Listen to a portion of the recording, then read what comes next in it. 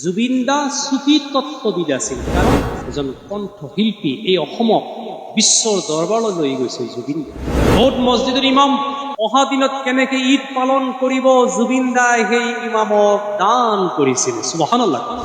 দেশত এই অসমত আমাৰ যি ভাতৃত্বৰ এনাজৰী বৰ মজবুত হিন্দু মুছলিমৰ মাজৰ, হয়নে ভাই?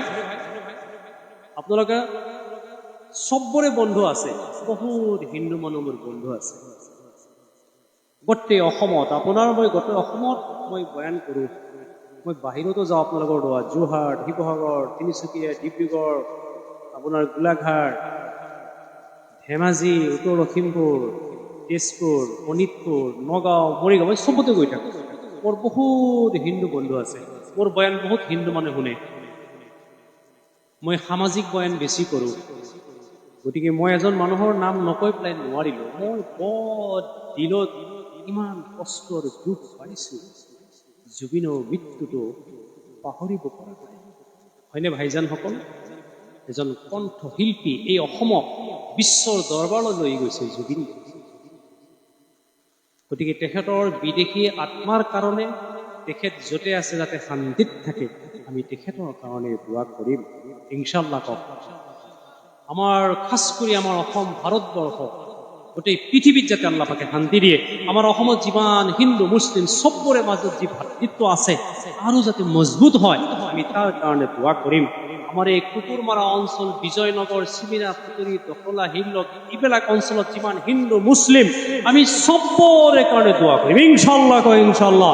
নারায়ে তাকবীর, দ্বীন জলসা, রৌমারি দ্বীন জলসা।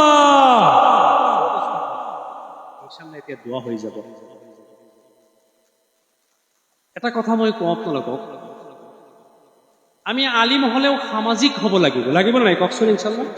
আপুনি গোৰা হলে বেয়া, আপুনি সামাজিক।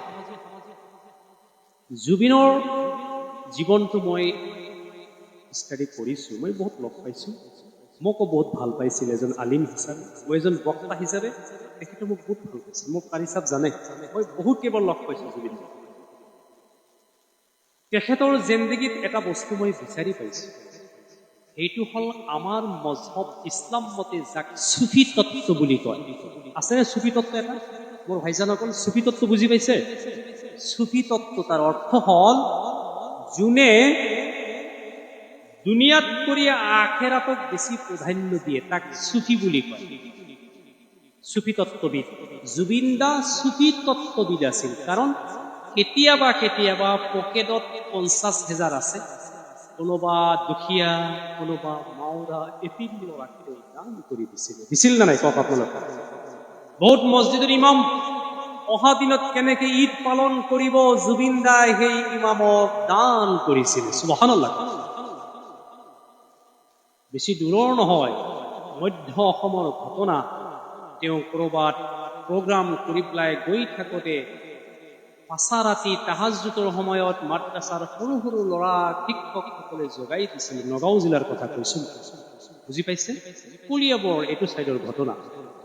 তেওঁ দেখা পালে সৰু সৰু ল'ৰাই কোৰাণৰ তিলাৱত কৰিছে পাছা ৰাতি তাহাজ্জুদৰ সময়ত। তেখেত তাত সোমাই পেলাই কৈছে, কি পঢ়িছে? গৈটো ক'লে এইটো আল্লাহৰ কালাম। সেইদিনা তেওঁ প্ৰগ্ৰাম কৰি পেলাই 6 লাখ টকা পাইছিল, গোটেইখিনি সেই এতিম ল'ৰাকেইটাক তেওঁ দান কৰি দিয়া হৈছিল। গতিকে তেখেতৰ বিদেশী আত্মাৰ শান্তিৰ কাৰণে আমি দোৱা কৰিম ইনশাআল্লাহ।